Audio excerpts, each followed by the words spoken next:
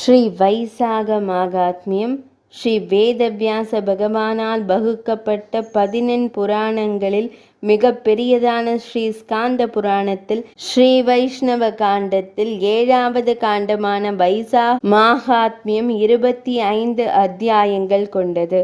ஒரு சமயம் தனது நாட்டை நாடி வந்த நாரத முனிவரை வரவேற்று வந்தனம் அளித்து ஆசனம் தந்து அமர்த்தி, அம்பரீஷ அரசர் சகல மாதங்களிலும் வைசாகம் மிகச் சிறந்தது, மாதவனுக்கு மிக பிரியமானது என்று கூறுகிறார்களே, அம்மாதத்தில் எப்படி ஸ்நானம் செய்வது, எப்படி அச்சுதனை வணங்குவது, ஏன் அவருக்கு அது அதிக பிரியமான மாதம் என்று கேட்டார். நாரத முனிவர் கூறினார், ஸ்ரீ மகாவிஷ்ணு லக்ஷ்மி தேவிக்கு கூறியதை எனது தந்தையான பிரம்மதேவர் கூறினார். பிரம்மதேவர் தனக்கு மகாவிஷ்ணு கூறியபடி அதை கூறுகிறார். வித்யைகளில் வேதம், மந்திரங்களில் பிரணவம், மரங்களில் கல்பக விருட்சம், பசுக்களில் காமதேனு, தேவர்களில் விஷ்ணு, வர்ணங்களில் அந்தணன், நதியில் கங்கை, ரத்னங்களில் கௌஸ்துபம் போல் மாதங்களில் சிறந்தது வைசாக மாதமாகும். அம்மாதத்தில் மானிடருக்கு நன்மை புரிய கருதி பகவான் கட்டளையிட தீர்த்த தேவதைகள் சூரியோதயம் முதல் 6 நாழிகை வரை தீர்த்தங்களில் வசிக்கின்றனர். அச்சமயம் விதி வழுவாது முழுகுவோரது பாபத்தை அகற்றி வேண்டிய வரமளிக்கின்றனர். நதி தேவதைகள் ஸ்நானம் செய்யாதவரை சபிக்கின்றனர். வைசாகத்தில் செய்யும் ஸ்நான தானங்களும் அக்ஷயமான பலனை அளிக்கும். விசேஷமான அவசியம் செய்தே தீர வேண்டிய சில தானங்களுள் தீர்த்த தானம் மிகச் சிறந்தது. தண்ணீர் பந்தல் வைப்போர் தனது குலத்துடன் 1000 ஆண்டு வைகுந்தத்தில் வசிப்பர். குடை, விசிறி, உதகும்பம் இவைகளும் தானத்திற்கு மிகச் சிறந்தவை. ஜலதானம் செய்யாதவர் கழுத்தில் ஓர் துவாரம் இருப்பதால் குனிந்து நீரருந்த முடியாமல் மழை துளிகளை எதிர்பார்த்து காத்திருக்கும் சாதக பறவையை போல் நிற்பார்கள். விசிறி அளிக்காதவர் வாத ரோகத்தால் பீடிக்கப்படுவர். சகல துக்கங்களையும் அகற்றவல்ல குடை தானம் செய்யாதவர் பேயாக பிறப்பர். பாதுகை, அனாதைகள் நிழலில் நிற்க மண்டபம், அன்னம், படுக்கை, பாய், தலையணை, கம்பளம், வஸ்திரம், குங்குமம், சந்தனம், கோரோச்சனை, மாம்பழம், தாம்பூலம் முதலிய தானங்கள் வைசாகத்தில் செய்யத்தக்கவை. அன்னதாதா பிதா ஆவார். படுக்கை தானம் நோயை அகற்றும். தலையணை தானம் 7 ஜென்மத்தில் செய்த பாவத்தை நீக்கும். கம்பளம் அபமிருத்யுவை அகற்றும். குங்கும புஷ்பங்கள் ராஜ பதவியை தந்தருளும். சந்தனம் எலும்பு சதைகளில் உள்ள பாபத்தை போக்கும். நீர்மோர் செல்வத்தை அளிக்கும். தாம்பூலம் ஆயுளை பெருக்கும். வெள்ளரிக்காய், கரும்பு, பானகம் இவை கோரிய பலனை தரும். பானக தானத்தால் பித்ருக்கள் சந்தோஷமடைகின்றனர். 100 கயா சிரார்த்தத்திற்கு சமம் பானக தானமாகும். சத்கதை, தீர்த்த யாத்திரை, சத்சங்கம், அன்னதானம், அரசமரம் வளர்த்தல், சத்புத்திரன் இவைகளில் ஒன்றேனும் இல்லாதவர்கள் நற்கதி பெறமாட்டார்கள். வைசாக மாதத்தில் அதிகாலை ஸ்நானம் செய்வோர் எண்ணெய், பகல் தூக்கம், கட்டில், நிஷித்த பக்ஷணம், இல்லத்தில் ஸ்நானம், இரவு போஜனம், இருமுறை போஜனம் இவைகளை விலக்க வேண்டும்.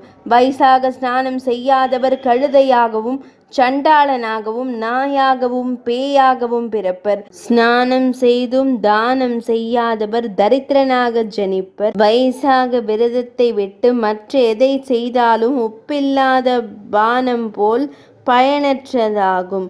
வைசாக மாத ஸ்நானமும் வைகுந்தநாதன் பூஜையும் இல்லாதவர் பன்றியாக பிறப்பர். உலகை படைத்த பகவான் எல்லோருக்கும் எல்லா காரியங்களுக்கும் அனுகூலமான வசந்த ருதுவை படைத்து அக்காலத்திலே ரமாதேவியுடன் சகல தேவகணங்களும் சூழ பாரினில் ஒவ்வொரு இல்லத்திற்கும் வருகிறார்.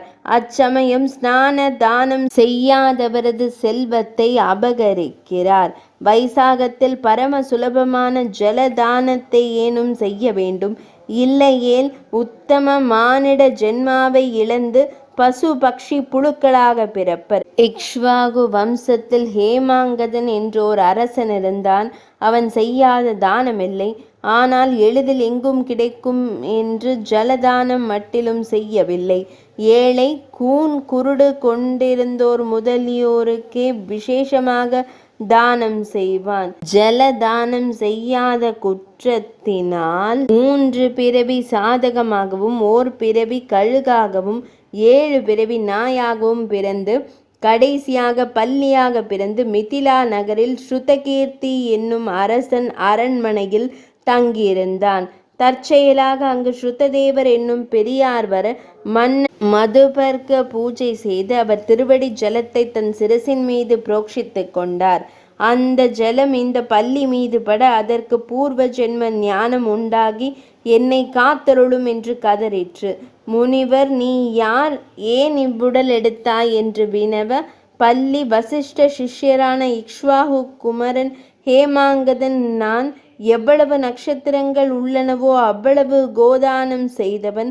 ஆனால் பல பாப ஜென்மங்களை எடுத்து இப்போது இந்த உடலில் இருக்கிறேன். தாங்கள் தான் இதற்கு காரணம் கூறி எனக்கு நற்கதி அளிக்க வேண்டும் என்றது.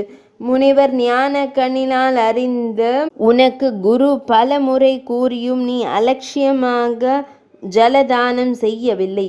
அன்றியும் தானங்களையே சத்பாத்திரத்தில் அளிக்க வேண்டும்.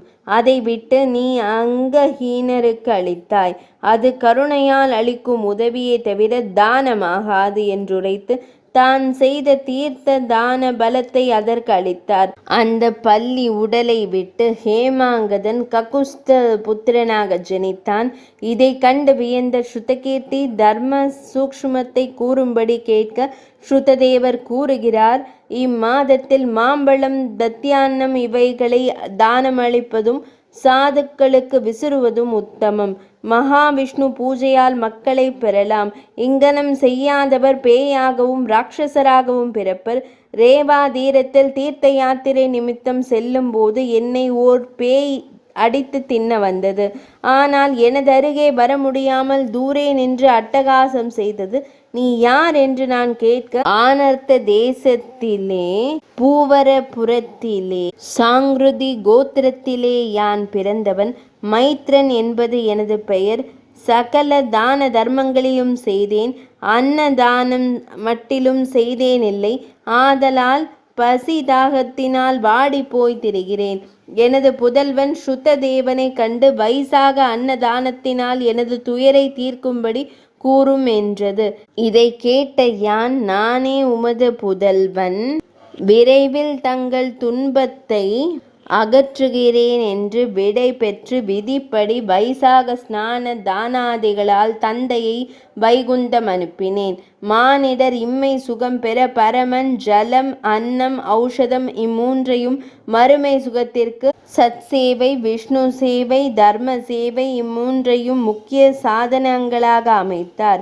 இதில் சத்சேவாதிகளை விட்ட தக்ஷன் சரிதத்தை கேள். தக்ஷன் ஓர் வேள்வி செய்ய கருதி அதற்கு தாக்ஷாயினி என்னும் தன் மகளையும் மகாதேவரையும் அழைக்க கைலாசம் சென்றார்.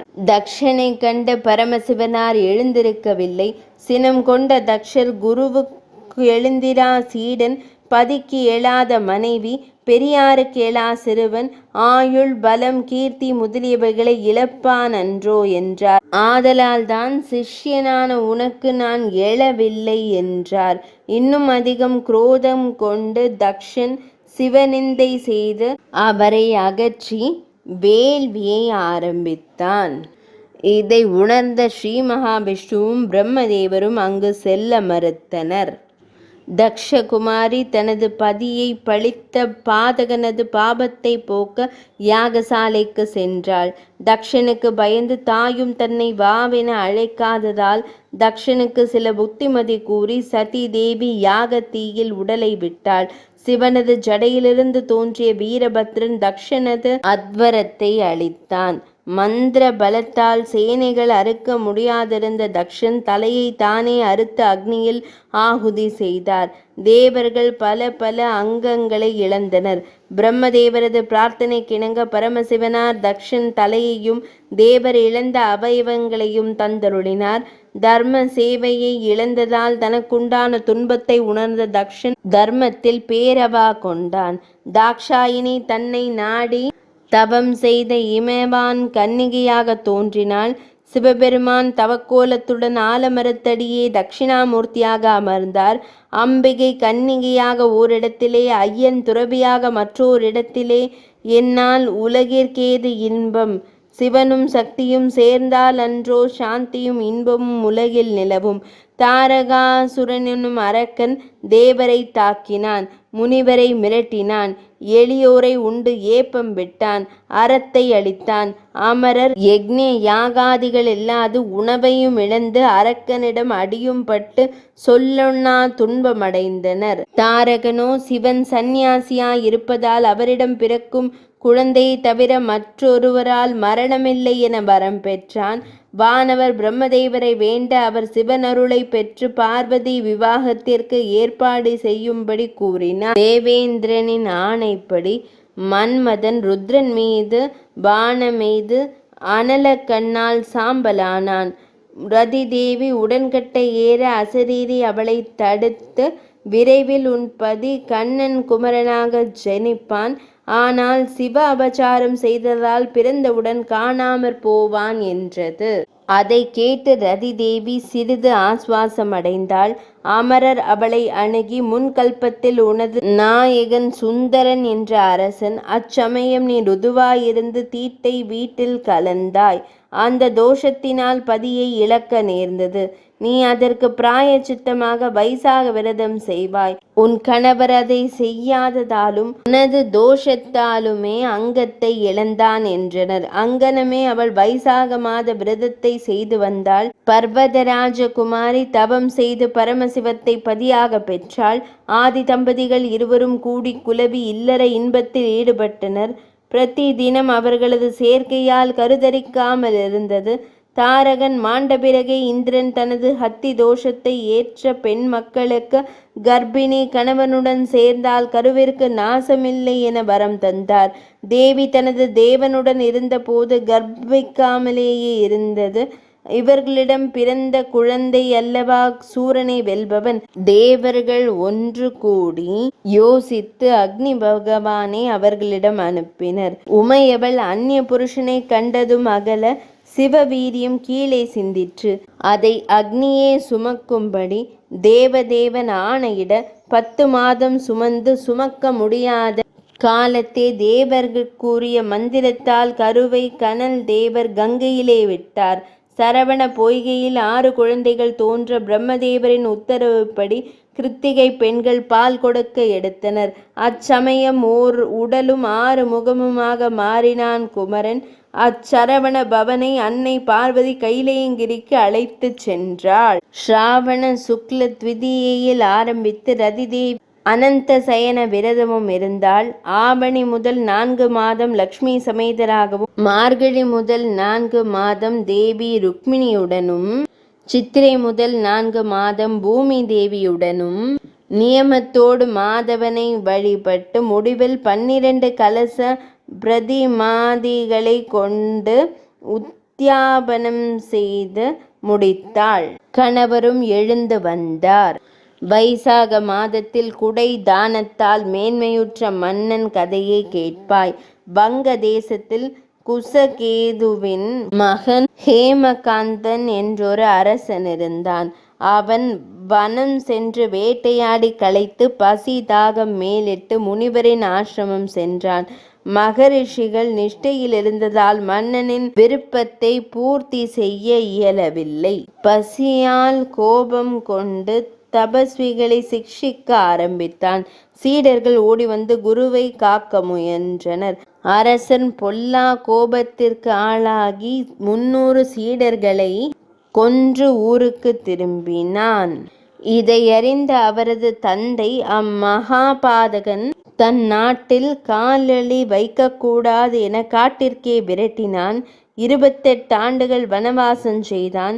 ஆங்கு அவனை 300 பிரம்மஹத்திகளும் சூழ்ந்து பல வகையாக பிடித்து கொண்டிருந்தன. ஒரு வைசாக மாதத்தில் திருதர் என்னும் முனிவர் தீர்த்த யாத்திரைக்குச் சென்று வழியறியாமல் வனத்தில் சிக்கி வெயிலால் வாடி மூர்ச்சையாக விழுந்து கிடந்தார்.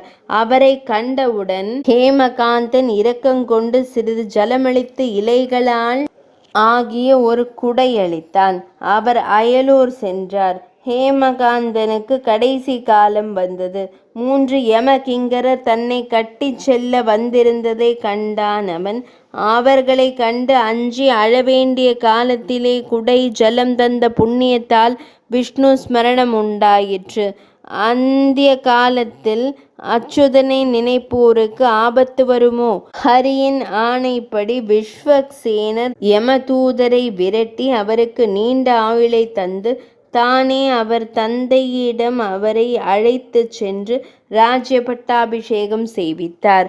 இவ்வளவு சுலபமாகவும் சிறந்ததாகவும் உள்ள வைசாக விரதத்தை ஏன் எல்லோரும் அனுஷ்டித்து நன்மை பெறவில்லை என்று அரசன் கேட்க ஸ்ருததேவர் கூறினார். முன்னர் காசியில் இக்ஷ்வாகு வம்சத்தில் நிருகபுத்திரனான கீர்த்திமான் என்றோர் அரசன் இருந்தான். அவன் வேட்டையாட வனம் சென்று முனிகுமாரர்கள் கிணறு குளம் வெட்டுவதையும் நிழலுக்காக வழியில் மண்டபம் அமைப்பதையும் கரும்பு சந்தனம் தாம்பூலம் பழம் பானகம் குடை முதலியவைகளை அளிப்பதையும் மரத்தின் கீழ் பெருக்கி ஜலம் தெளிப்பதையும் கண்டு, நீங்கள் யார், எதற்காக இதை செய்கிறீர்கள், இதன் பயன் என்ன என வினவினார். அவர்கள், நாங்கள் வசிஷ்ட முனிவரின் சீடர்கள், குருவின் உத்தரவுப்படி இதை செய்கிறோம். இதன் பயனை கேட்க அவகாசமும் இல்லை, எண்ணமும் இல்லை என்று அவசரமாக கூறிவிட்டு தனது வேலையில் ஈடுபட்டனர். இதை பார்த்தவன் வசிஷ்ட முனிவரை தேடி வணங்கி இதையே வினவினான். அவர் வைசாக மாதத்தின் பெருமையை கூறி, அச்சமயம் செய்யும் சிறிய புண்ணியமும் பெரிய பலனை அளிக்கும். ஆதலால் நீயும் உன் குடிகளும் இதனை செய்து நன்மை பெறுங்கள் என்றார். அரசனும் அங்கனமே 8 வயதிற்கு மேற்பட்டு 80 வயதிற்கு உட்பட்டவர் அனைவரும் வைசாக விரதம் அனுஷ்டிக்க வேண்டும், இல்லையேல் கடுமையாக சிக்ஷை அடைவர் என்ற பறை சாற்றி எல்லோரும் அனுஷ்டிக்கும்படி செய்தார். அதனால் அகால மரணம் அகன்றது. நகரத்தில் உள்ளோர் ஸ்வர்க்கம் சென்றனர். யமதர்மராஜன் வேலையில்லாமல் உத்தியோகம் செய்வது பாவமென கருதி கீர்த்திமானுடன் போருக்கு சென்றார். பகவான் மன்னனை காக்க சக்கரத்தை ஏவினார். அது யமனை துரத்த அவர் எங்கும் சரணமின்றி கதற, கீர்த்திமான் அதையே துதித்து யமனுக்குண்டான ஆபத்தை அகற்றினார். யமதர்மன் பிரம்மனிடம் சென்று, வேலையின்றி ஊதியம் பெறுவோர் பூனையாக பிறப்பர். கீர்த்திமானது செய்கையால் இச்சமயம் வைசாக மாதம் விரதம் அனுஷ்டிப்பவரின் 21 தலைமுறை நகரத்திலிருந்தோர் ஸ்வர்க்கம் சென்றனர். எனது சித்திரப்படத்தில் எழுத ஒன்றுமில்லாது சூன்யமாக இருக்கிறது, பழையதும் அழிந்தது என்று முறையிட்டான். பிரம்மதேவர், தாசர்கள் தங்களால் முடியாத காரியத்திற்காக சிக்ஷிக்கப்பட்டனர். சக்தி இருந்தும் செய்யாமலிருப்பது குற்றமாகும். ஹரிபக்தர்களை கெடுப்பது முடியாது, நல்லதல்ல. நீயும் வா, விஷ்ணுவிடம் செல்வோம் என்று யமனுடன் வைகுந்தம் சென்றார். தன் திருவடியை பணிந்து போற்றுபவர்களை பார்த்து, பகவான், உங்களது உள்ளத்தை உணர்வேன். அவசியமானால் நான் கருடனையும் ஏனைய எனது சின்னங்களையும் வைகுந்தத்தையும் லக்ஷ்மியையும் கூட விடுவேன். என் பக்தனை மாத்திரம் விடமாட்டேன். அவனுக்கு 10,000 ஆண்டு ஆயுள், அதில் 8,000 முடிந்துவிட்டது. விரைவில் அவனுக்கு சாயுஜ்யம் அளிப்பேன். பின்னர் வேணன் என்ற அரசனாகி வேதமோதிய தர்மம் அனைத்தையும் வைசாக தர்மத்தையும் அளிப்பான். பின்னர் யான் பிருத்துவாக அவதரித்து தர்மம் தழைத்தோங்கும்படி செய்கிறேன். தனது வேலையில் ஊக்கங்கொண்ட யமனை நாடி இனி அவனியில் உள்ளோர் அர்க்யம் தானம் முதலியவைகளை செய்யட்டும். அதை விட்டு மற்ற தர்மத்தை செய்வோரது பூரண பலனும் யமனையே சாருமென்று கூறி அவர்களை அனுப்பினார். அன்று முதல் யமனை நாடி பூர்ணிமா திதியில் அன்னதானம் தீர்த்ததானம் செய்யப்படுகிறது. பௌர்ணமி திதியில் செய்யப்படுபவை அனைத்தும் யமனுக்கே சேரும். வேணன் இவைகளை நிறுத்திய பின் பலரில் ஒருவரே தர்ம சூக்ஷ்மத்தை உணர்ந்து வைசாகம் அனுஷ்டிக்கின்றனர்.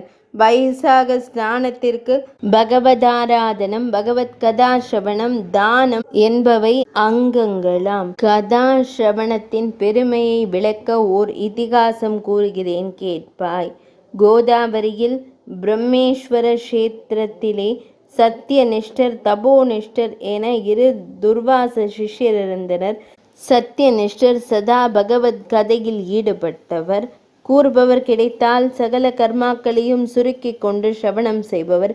இல்லையேல் தான் கதை கூறுவார். எங்கு சத்சங்கமும் சத்கதையும் இல்லையோ அது கங்காதீரமாயினும் அங்கு தங்கக்கூடாது என்ற சொல்லை கை கொண்டவர். கதாசிரவணம் இல்லாதவர் கழுதையாக பிறப்பர் என்பதை நம்பியவர். தபோநிஷ்டர், கர்மநிஷ்டர். கர்மலோபம் வந்துவிடுமோ என்று கதையை பற்றியே கருதாதவர்.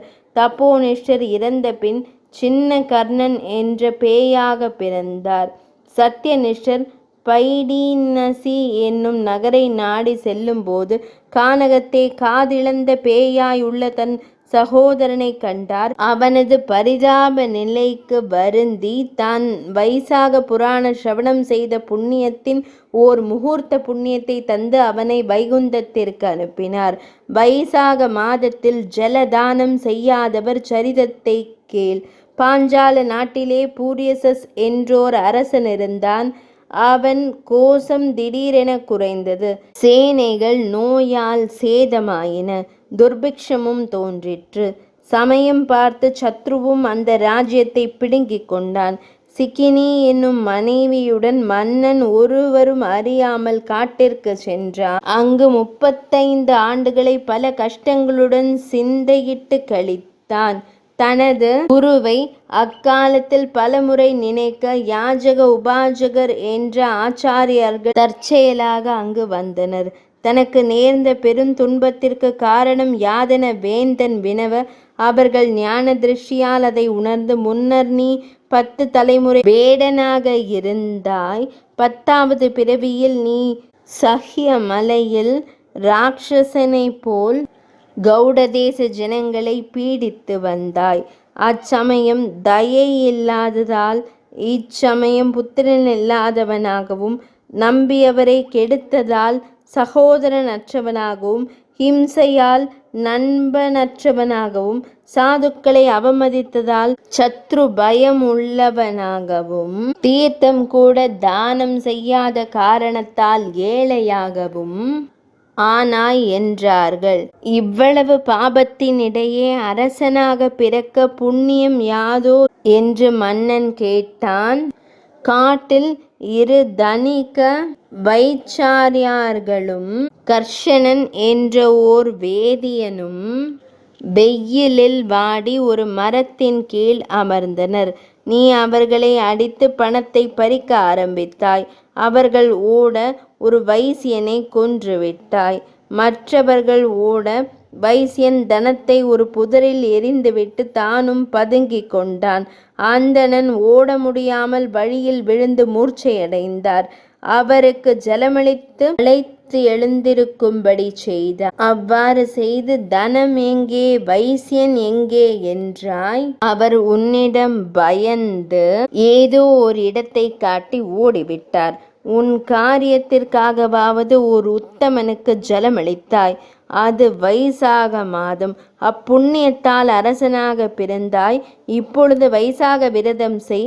கோதானத்தால் கோசமும் படுக்கையால் சுகமும் அடையலாம். ராஜ்யத்தையும் தண்ணீர் பந்தலால் மற்ற பாக்கியங்களையும் பெறுவாய் என்று குரு கூறினார்.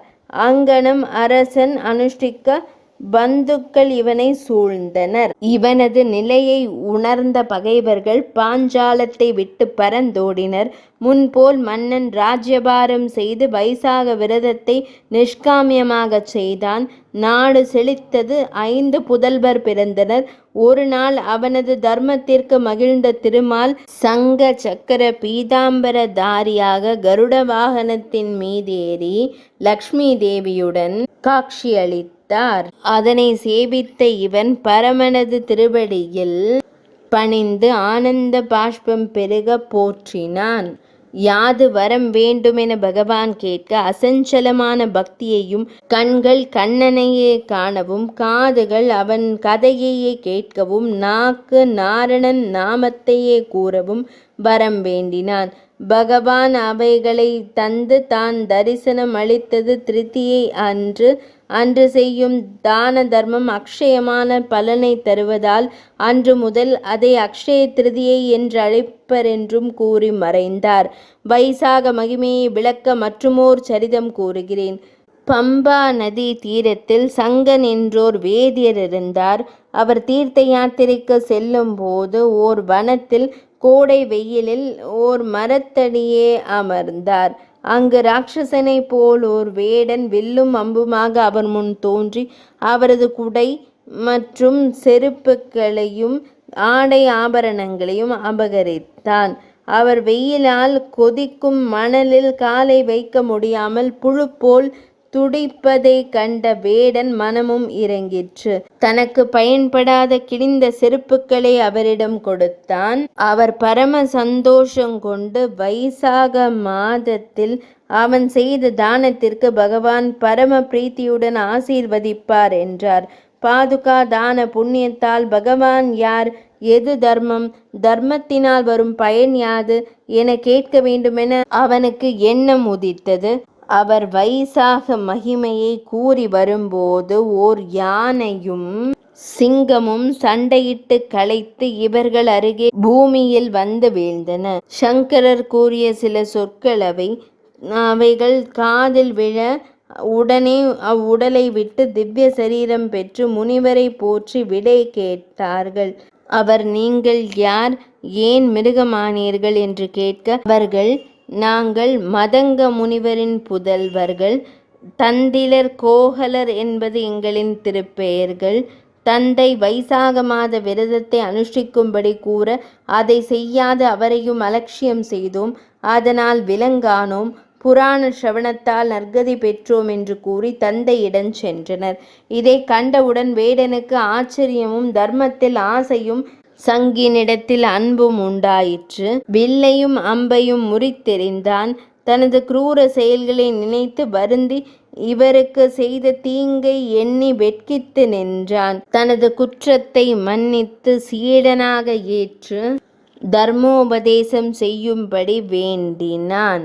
சங்கு ஜலாசயத்தை காட்டும்படி கூற அங்கு அழைத்து சென்று இனிய கனிகளையும் அவருக்கு அளித்தான். அவர் நீராடி முடித்து கனியுண்டு களைப்பு தீர்ந்து மரத்தடியே அமர்ந்து யாது கூற வேண்டும் என்றார். முதலில் தான் வேடனாய் இருப்பதற்கு காரணம் யாதென்றான். ஞான கண்ணால் உணர்ந்த முனிவர் கூறினார். சாகல நகரில் நீ ஸ்ரீவத்ச கோத்திரத்தில் ஸ்தம்பன் என்ற வேதியனாயிருந்தாய். காந்திமதி என்ற அழகுள்ள மனைவி இருந்தும் வேசியிடம் ஆசை கொண்டாய். உத்தம பதிபிரதையான உன் மனைவி உனக்கும் உனது தாசிக்கும் பணிவிடை செய்து வந்தாள். சில காலம் சென்ற பின் உனக்கும் கொடிய நோய் உண்டாயிற்று. பொருளை கறந்து கொண்டு தாசி உன்னை கைவிட்டாள். தன்னை நீ மதிக்காத போதும் உனக்கு ஆபத்து வந்த காலத்திலும் ஒரே மாதிரியாக பணிவிடை புரியும் பத்தினியின் செயல் உன்னை வெட்கி அவளிடம் மன்னிப்பு கேட்க வைத்தது. அவள் தனது வினையின்படி பயன் உண்டாகிறது என்று கூறி இரவும் பகலும் உண்ணாது உறங்காது உனக்கு பணிவிடை செய்தாள். பல தெய்வங்களை பிரார்த்தித்தாள். ஒரு நாள் வைசாக வெயிலில் வாடி தேவலர் என்ற முனிவர் உனது இல்லத்திற்கு வந்தார். அவரை வரவேற்று நீரும் நிழலும் மேலும் அளித்து உபசரிப்பது தர்மம் என உன் மனைவி உணர்ந்தாள். ஆனால் உனக்கு இஷ்டமில்லாததை செய்யவும் மனமில்லை அவளுக்கு. முனிவர் நிலையோ கேவலமாக இருந்தது.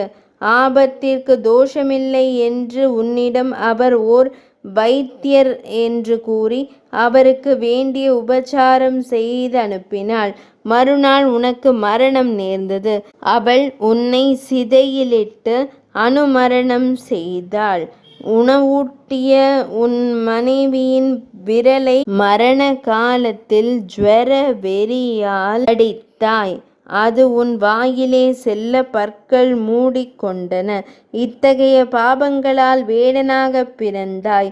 இறக்கும் காலத்தில் இஷ்டமில்லாமலே ஓர் வேதியனுக்கு நீர் நிழல் அளித்த சுக்ருதத்தால் தர்ம புத்தி தோன்றிற்று உனக்கு என்று சங்கம் கூற, வேடன் பகவானது ஸ்வரூபத்தை கூற வேண்டும் என்றான். பரமாத்மா வேத வேதாந்தங்களால் அறியத்தக்கவர். பூதங்கள், மானிடர், தேவர், சப்த ரிஷிகள், அக்னி, சூரியன், குரு, இந்திரன், உமை, சிவன், புத்தி இவை ஒன்றை விட மற்றொன்று 100 மடங்கு மேலானவை. எல்லாவற்றையும் விட பிராணனே மேலானது. அதற்கு மேம்பட்ட பொருளே இல்லை.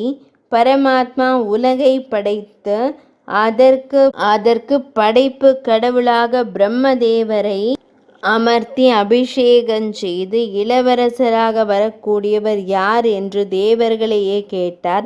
பலர் பல வகையாக கூறி பரமனையே கூறும்படி வேண்டினர். அவர் ஓர் உடலை காட்டி, இதிலிருந்து எவர் வெளிக்கிளம்பினால் இவ்வுடல் அழியுமோ அவரே உயர்ந்தவர் என்றார். காலிலிருந்து ஜெயந்தன் கிளம்பினான். நொண்டியாயிருந்தானே தவிர இறக்கவில்லை. குஹ்யத்திலிருந்து தக்ஷர் கிளம்ப நபும்சகனானான். இந்திரன் கையிலிருந்து கிளம்ப கை நொண்டியானான். சூரியன் கிளம்ப குருடனானான். திக்குகள் கிளம்ப செவிடனானான். அக்னி கிளம்ப ஊமையானான். ருத்ரன் கிளம்ப மனமில்லா ஜடனானான். இங்கனம் எவர் கிளம்பியும் உடலுக்கு உபாயமில்லை. ஆனால் பிராணன் கிளம்பும்போது எல்லோரும் மிக துன்புற்று, நீயே உயர்ந்தவன், கிளம்பாதே என்று வேண்டினர். ஆதலின் பிராணனே சிறந்தது. அதே வாசுதேவன் எனப்படுவது. அந்த பிராணனே ஏன் எல்லோரும் பிரகாசமாக பூஜிக்கவில்லை எனில், அது ஓர் வேள்வி செய்ய பூமியை உழுதது. அங்கு தவம் செய்து கொண்டிருந்த கண்வ முனிவர் சினம் கொண்டு உள்ளே மறைவாக இருந்த தன்னை வெளிப்படுத்தியதால் நீ பிரசித்தி பெறாமல் போவாய் என்று சபித்தார். பிராணனும் அவரை நீ குரு துரோகி ஆவாய் என சபித்தது. ஆதலால் பிராணனுக்கு பரமாத்மா தேவதையாயிருந்தும் அது பிரசித்தமாகவில்லை. கண்வரும் குருவிடம் கற்றதை கக்கி மறுபடியும் சூரியனிடம் வித்யாபியாசம் செய்தார். இப்படி சங்கம் கூறிவர அவர் அருகிலிருந்த வடவிருட்சம் திடீரென முறிந்து விழ அதிலிருந்து ஒரு திவ்ய புருஷன் கிளம்பினான். சங்கம் அவரை நீ யாரென்று வினவ, பிரயாகையில் ரோச்சனன் என்ற அந்தணன் நான். ஜெயந்தரெனும் பெரியார் வைசாக புராணம் படித்தார். அங்கு யான் தலைப்பாகையுடன் தாம்பூலதாரியாக அவருக்கு நமஸ்காரமும் செய்யாமல் உட்கார்ந்து கதை முடியும் வரை பம்பு பேசினேன். ஆதலால் இறந்த பின் பல நரகங்களை அனுபவித்து இங்கு பாம்பாக பிறந்து உணவின்றி வருந்தினேன். நீர் கூறிய கதையை கேட்டு நற்கதி பெற்றேன் என்று கூறி வணங்கி நிற்க, சங்கம் அவரை தழுவி, நீ தாசார்ண தேசத்தில் வேதசர்மா என்னும் வேதியனாக பிறந்து பூர்வ ஞானத்துடன் வைசாக தர்மத்தை செய்து வைகுந்தம் செல்வாய் என்றார். வேடன் தனது முன்னே பலர் நன்மை பெற்றதை கண்டு வியந்து தனக்கும் அருள் புரியும்படி வேண்ட, சங்கம் ஸ்ரீராம மந்திரத்தை உபசேரித்து கிருணி என்னும் முனிவர் கண்மூடி தவம் செய்வார். அவர் மேல் புற்று தோன்றும். ஆதலின் அவர் வால்மீகி எனப்படுவார். அவரது வீரியம் அவர் தியானம் செய்யும் போது கிளம்பும். அதை ஒரு வேட ஸ்திரீ புசிப்பாள். அவளிடம் நீ வால்மீகி என்ற பெயருடன் வெளிவந்து ஸ்ரீ ராமாயண கதை எழுதுவாய் என்று வேடனை அனுப்பி தானும் சென்றார் என்று கூறி ஸ்ருததேவர் மேலும் வைசாகத்தை வர்ணிக்கிறார். ஆனர்த்த தேசத்தில் தர்மவர்மன் என்ற அந்தணர் எங்கும் கலியினால் தர்மம் அழிவதைக் கண்டு குருக்ஷேத்திரம் சென்றார். அங்கு ரிஷிகள் கிருத்தம் முதலிய யுகங்களில் பல்லாண்டு செய்வதை கலியில் சில நாட்களில் செய்து சித்தி பெற கூடுமாதலால் கலி சிறந்த யுகம் என்றனர். நாரதர் ஓர் கையால் நாக்கையும் மற்றோர் கரத்தால் ஆண் குறியையும் பிடித்து கொண்டு ஆடினார். இவ்விரண்டையும் ஜெயித்தவருக்கே கலி நல்லதென்பது அதன் பொருள். கலியில் நடக்கும் தர்ம விருத்தமான செயல்களை கண்டு மனம் நொந்து தர்மவர்மா பித்ருலோகம் சென்றார். அங்கு தலை கீழாக பாழும் கிணற்றுக்கு மேலே ஒரே புல்லினால் விழாமல் தொங்கும் தனது பித்ருக்களை கண்டார். அந்த ஓர் புல்லே தான் என்றும் அதை ஆயுள் என்னும் எலி அறுப்பதையும் தனக்கு பின் சந்ததி இல்லாததால் அவர்கள் நரகத்தில் வீழ்வதையும் கண்டு கலியில் அதர்மம் அதிகமாக பரவுவதால் எப்படி சந்ததியை விருத்தி செய்வது என்று அவர்களையே கேட்டான். பித்ருக்கள் விஷ்ணு கதை கேட்போர் சதாச்சாரசீலர்கள். எவரிடம் சால கிராமம் இருக்கிறதோ, எவரிடம் பாரதம் உள்ளதோ, வைசாக ஸ்நானம், வைஸ்வதேவம், கார்த்திக தீபம், துளசி ரக்ஷணை இவைகளை எவர் செய்கிறார்களோ அவர்களை கலி அண்டுவதில்லை என்று கூறிய தர்மங்களை செய்து தர்மவர்மா சந்ததியை விருத்தி செய்து அவர்களை காப்பாற்றினான். ஓர் சமயம் தேவேந்திரன் பலி சக்கரவர்த்தியுடன் போர் புரிந்து அவனை பாதாளத்தில் துரத்திவிட்டு பூலோகம் வந்தார். உச்சத்ரயது ஆசிரமத்தில் ரதி போன்ற முனிவர் மனைவி படுத்திருக்க அடக்க முடியாத காம வெறியால் அவளை பலாத்காரம் செய்தார். ஏற்கனவே கருவிலிருந்த முனிகுமரன் பாதத்தினால் இந்திரன் இச்சை கைகூடாமல் தடுத்து விட்டார். அதனால் அவரை பிறவி குருடனாகும்படி சபித்து முனிவரிடம் பயந்து மேருமலையின் குகையில் பதுங்கியிருந்தார். இதை அறிந்த அசுரர் அமராவதியில் புகுந்து அமரரை ஹிம்சித்தனர். ப்ரஹஸ்பதி தேவர்களுடன் மேருமலைக்கு வந்து சகரனை வெளியில் வரும்படி அழைத்தார். தேவேந்திரனோ பலத்தையும் தேஜஸையும் இழந்து வஜ்ரத்தையும் தூக்க முடியாமல் லஜ்ஜையால் வாடி நின்றான். ப்ரஹஸ்பதி வைசாக ஸ்நான விரதங்களை உபதேசித்து அதன் மூலம் இழந்த சக்தியை பெறும்படி செய்து தேவராஜ்யத்தில் அவரை நிலைக்கச் செய்தார். வைசாக சுக்ல துவாதசி மிக புண்ணியமான காலம். அச்சமயம் செய்யும் தான தர்மங்கள் அக்ஷயமான பலத்தை அளிக்கும். அதன் பெருமையை விளக்க ஓர் இதிகாசம் கூறுகிறேன்.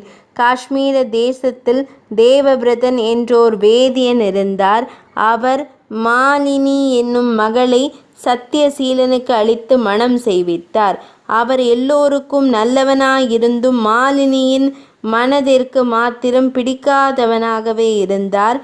ஆதலினால் அவள் துஷ்ட ஸ்திரீகளது சகாயத்தால் யோகினி என்னும் ஒருவரிடமிருந்து தன் கணவர் தனக்கு வசியனாகும்படி ஓர் ஔஷதத்தை வாங்கி பதிக்கு அளித்தாள். அதனால் அவர் க்ஷயரோகத்திற்கு ஆளாகி அவளை சரண் புகுந்து தன்னை காக்கும்படி வேண்டினார்.